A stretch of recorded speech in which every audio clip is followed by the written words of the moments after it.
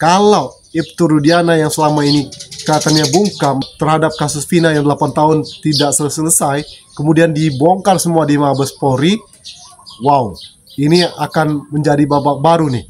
Ya, akankah peran para bintang di balik kasus Vina Cirebon ini akan terungkap? Halo, assalamualaikum warahmatullahi wabarakatuh. Apa kabar sahabat Henrys? Semoga sahabat Henrys dimanapun berada tetap sehat, tetap semangat. Seperti biasa sahabat Henrys, welcome back to my YouTube channel Henrys Media. Sahabat Henrys, ini H-1 jelang sumpah pocong antara Ibtu Rudiana versus Saka Tatal yang diadakan besok di Cirebon, digelar usai sholat Jumat. Siapkan kiai. Apakah Ibtu Rudiana akan datang memenuhi undangan tantangan terbuka sumpah pocong Saka Tatal bersama tim kuasa hukum? Sementara itu kita ketahui bersama di pemberitaan, sejak diperiksa di Mabes Polri, Ibtu Rudiana sulit untuk dihubungi. Kemanakah Ibtu Rudiana? Apakah Ibtu Rudiana menghilang kembali? We will see. Selain berita yang viral mengenai sumpah pocong tantangan terbuka, ini ada pemberitaan lagi sahabat Henrys tentang peran para bintang di balik kasus Vina tak berkutik diperiksa tim sus, kini nasibnya di ujung tanduk. Ini tribunNewsBogor.com. Siapakah para bintang di balik kasus Vina ini? Karena sempat juga disentil di media sosial. Ini peran para jenderal di kasus Vina Cirebon. TribunNewsBogor.com dipertanyakan oleh mantan Kabar Reskrim Komjen Purnawirawan Susno Duaji. Setidaknya ada 2 polisi yang kini berpangkat jenderal bintang 1 yang terlibat di kasus Vina. 2 jenderal itu adalah Brigjen Indra Jafar dan Brigjen Adi Vivit. Brigjen Adi Vivit ini sempat beberapa kali disentil oleh netizen ya, di media sosial ya kan. Sekarang disentil langsung oleh Susno Duaji, Purnawirawan ya. Keduanya merupakan mantan Kapolres Cirebon Kota yang saat itu masih berpangkat AKBP. Nasib 2 jenderal di kasus Vina Cirebon kini berada di ujung tanduk usai tim khusus Mabes Polri bergerak. Ini kan sudah diperiksa ya kan. 4 saksi, kemudian ada 20 saksi, termasuk Ibtu Rudiana dan juga para ketujuh narapidana. Peran Brigjen Indra Jafar dan Brigjen Adi Vivit ini dipertanyakan oleh Susno Duaji.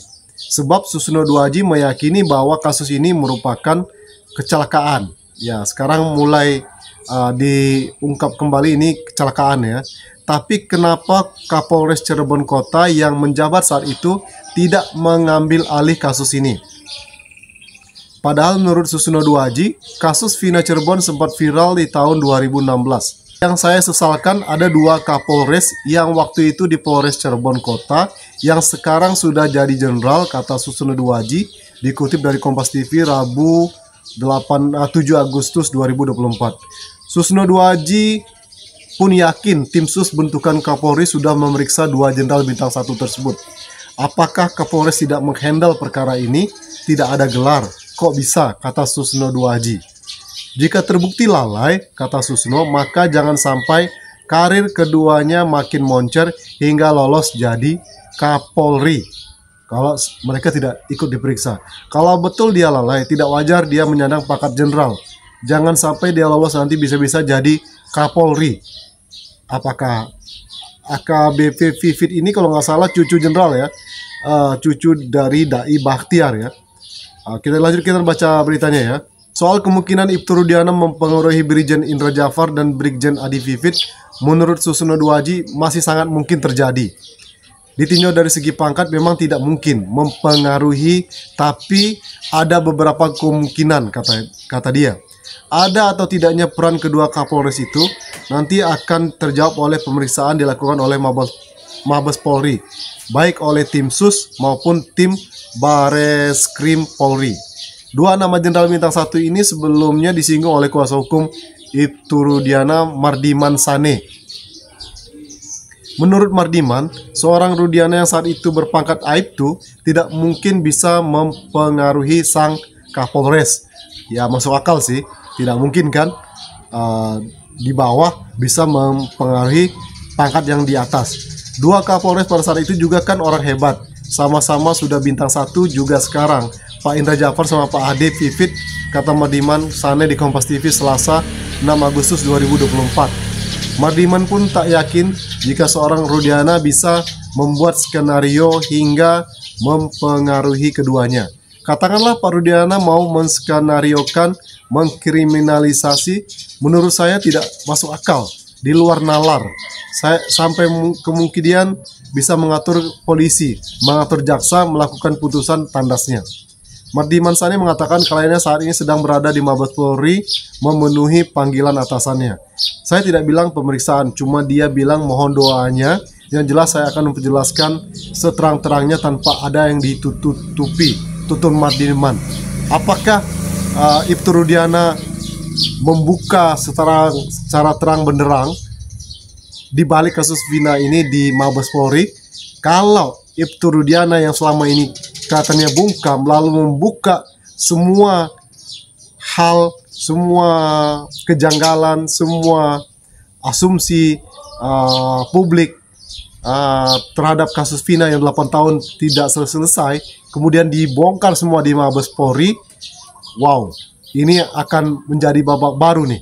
Ya, akankah peran jenderal di balik para bintang di balik kasus Vina Cirebon ini akan terungkap?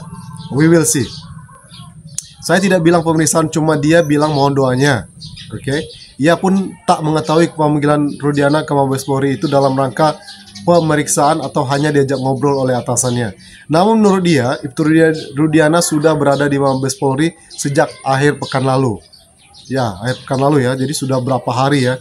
Yang jelas sudah 3 malam berturut-turut beliau ada di Bareskrim di hari Sabtu malam, ungkapnya. Cuma netizen mempertanyakan nih, terkesan menghilang lagi Ibtu Rudiana atau Ibtu Rudiana diamankan. Mardiman Sane pun meyakini kasus Vina Cirebon adalah pembunuhan. Oke, karena kalau dari keterangan siapa namanya Ibtu Rudiana beberapa waktu yang lalu, anaknya itu di penganiayaan ya, sehingga dirinya minta Ibtu Rudiana untuk tidak perlu khawatir dengan pemanggilan tersebut. Saya bilang, Kang Rudi jangan takut sedikit pun, kalau bersih kenapa takut? Ya, kalau di pihak yang benar ngapain takut? Ngomong aja, buka semuanya gitu ya. Kalau takut ya berarti tidak bersih.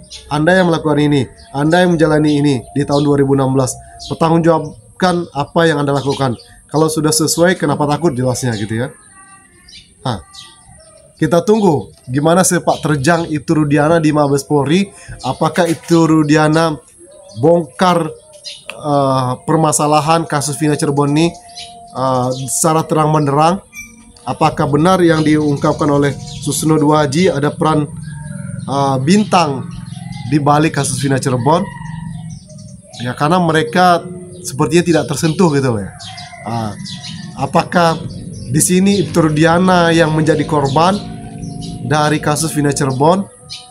Karena kalau asumsi sebelumnya kan, karena ada keterkaitan dengan pemberantasan atau penyelundupan kapal narkoba. Mungkin asumsi yang di awal itu adalah karena ada pemberantasan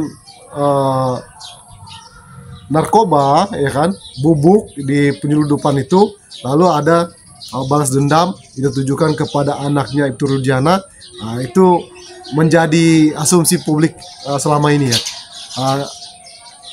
Kalau memang karena dari awal kan sebelum Susno Duaji berkata seperti ini, asumsi publik mengatakan ada peran bintang, ada jenderal besar di balik kasus Vina Cirebon.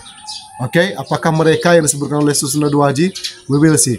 Oke, sahabat Iris, itu saja video kali ini. Mudah-mudahan terang benderang kalau sudah dibuka di Bareskrim, sehingga masyarakat bisa mengetahui sebenarnya apa sih motif di balik kasus Vina Cirebon ini, sehingga 7 narapidana yang tidak bersalah bisa bebas, kemudian terungkap ke publik secara terang benderang kasus sebenarnya dari kasus Vina Cirebon ini. We will see.